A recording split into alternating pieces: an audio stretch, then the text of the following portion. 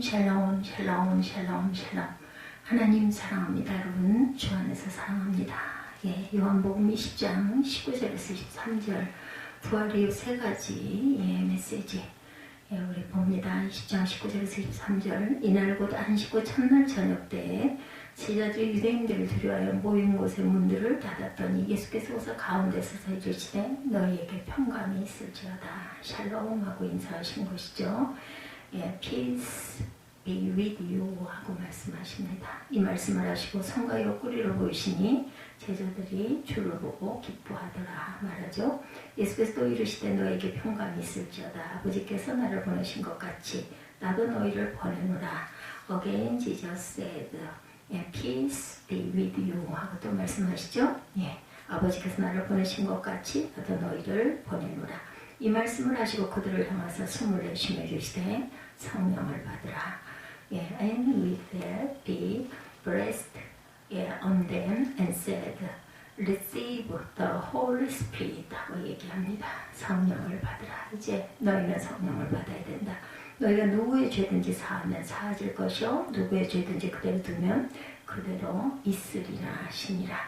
예수께서 부활하신 것을 처음으로 본 사람은 막달라 마리아였죠. 그녀는 예수님의 무덤을 믿어서가 아니라 사랑했기 때문에 이른 새벽에 예수님의 무덤에서 주님을 보려고 달려간 거예요. 부활을 믿어서가 아니라 예수님을 사랑했기 때문에. 사랑은 상상을 초월하는 기적을 낳기도 합니다. 막달라 마리아는 7 귀신이 들려서 짐승처럼 살았던 여인이었죠. 그러나 예수님을 만나 새 생명을 얻으면서 사람다운 모습이 됩니다. 따라서 그녀는 어느 누구보다 예수님을 잊지 못하고 사랑했어요. 안식일 다음날 곧 주일에 해 뜨기 직전에 예수님의 무덤에 도착해 보니 무덤을 막아두었던 돌문이 굴려져 있고 무덤 안에 예수님의 시신은 없었습니다. 황당한 막달라 마리아는 순간적으로 누군가 예수님의 시신을 훔쳐간 것으로 판단을 하죠. 즉시 그녀는 그 사실을 베드로와 요한에게 알리고 두 제자는 곱제곱 예수님의 무덤으로 달려왔지만 예수님의 시신은 당연히 찾을 수가 없었어요. 무덤 안에서 발견한 것은 예수님의 시신이 뉘었던 머리 쪽에 개켜있는 수건과 반대편에 놓인 세마포뿐이었어요. 만약 누군가 예수님의 시신을 훔쳐갔다면 머리를 쌌던 수건과 세마포가 가지런히 놓여 있을 리가 없습니다. 또 예수님께서 일어나 스스로 벗었다고 하기에도 여러 정황으로 보아 맞지가 않습니다.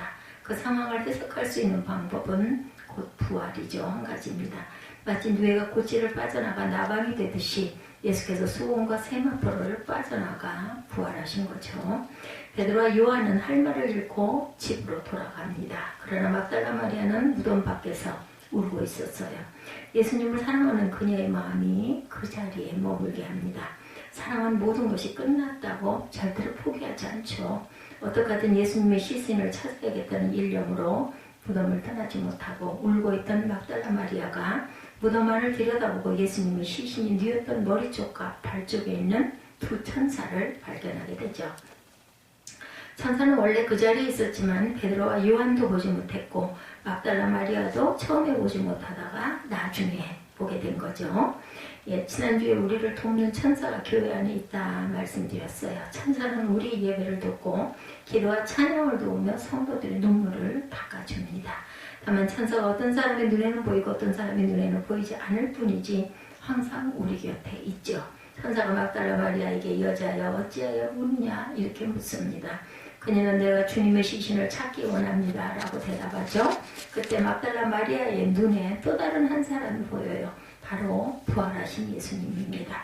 그렇지만 그녀는 동산직인 줄 알고 누가 주님의 시신을 갖고 간 줄 알면 좀 가르쳐주세요 라고 애원하죠. 그때 부활하신 예수께서 마리아야 하고 부르시자 막달라 마리아는 부활하신 예수님을 알아보게 됩니다. 부활하신 예수께서 우리의 이름을 불러주시죠. 우리가 울며 절망하고 있을 때 거기에 예수께서 천사들을 데리고 함께 해주시죠.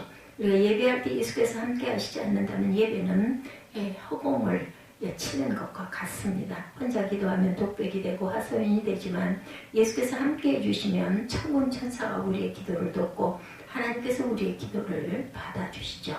예수님께서 막달라 마리아에게 부활하신 사실을 제자들에게 전하라고 말씀하시죠.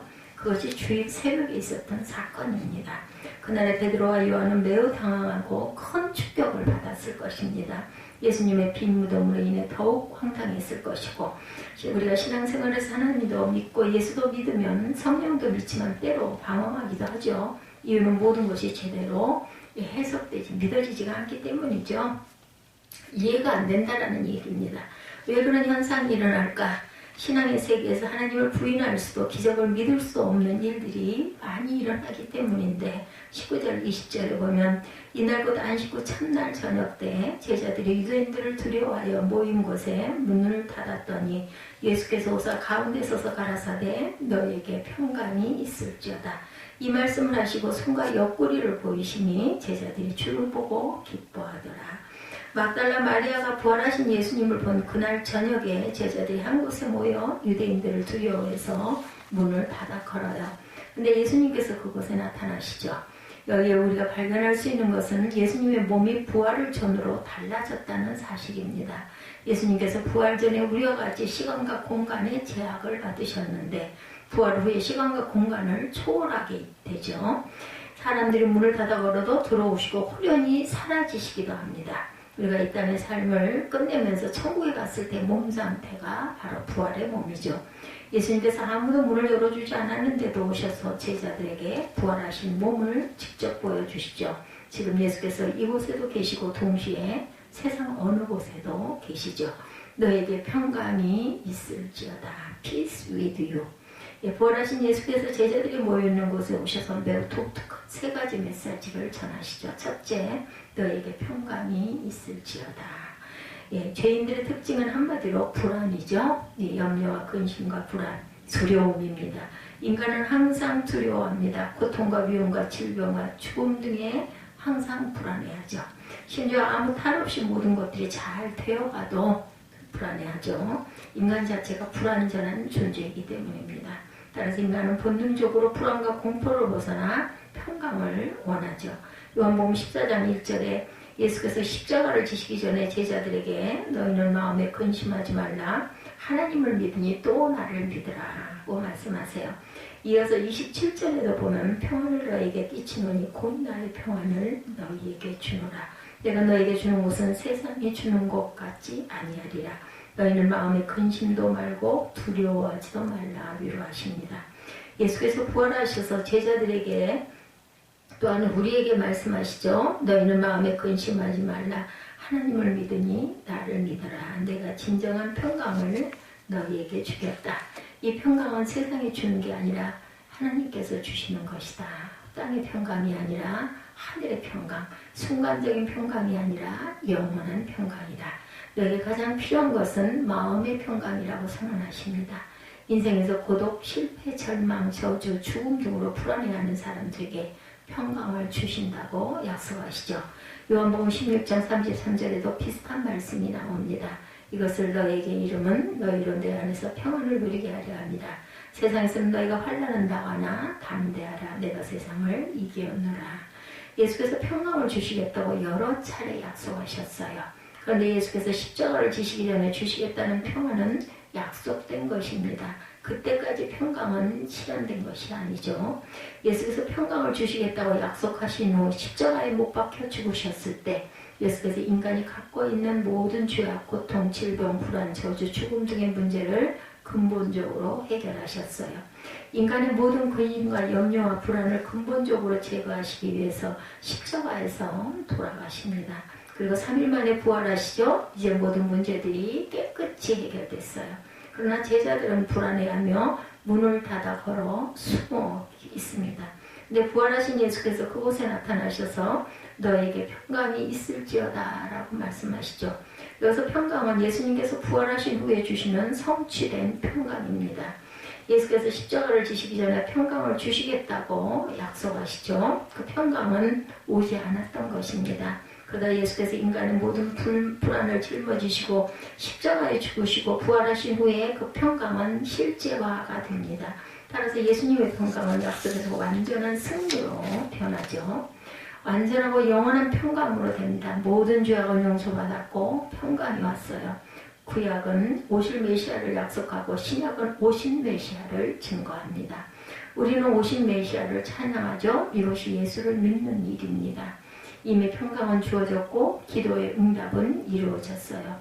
우리가 하나님의 뜻대로 기도하면 모든 것을 이룰 수 있다고 성경은 약속하시죠. 근데 우리는 아직도 불안해하고 평안을 달라고 목마른 기도를 하고 있습니다. 이미 주어진 평강을 알지 못하고 항상 평강을 구하죠.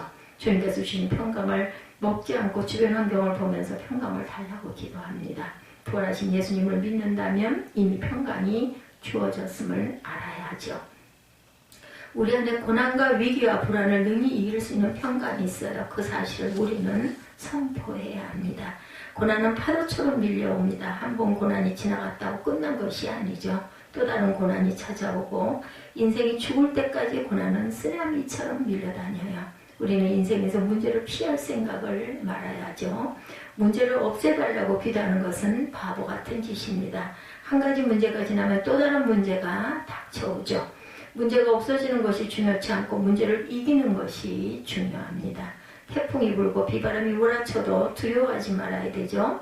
어떠한 고난과 위기와 불안과 죽음 앞에서도 담대히 맞설 수 있는 평강이 있기를 축원합니다.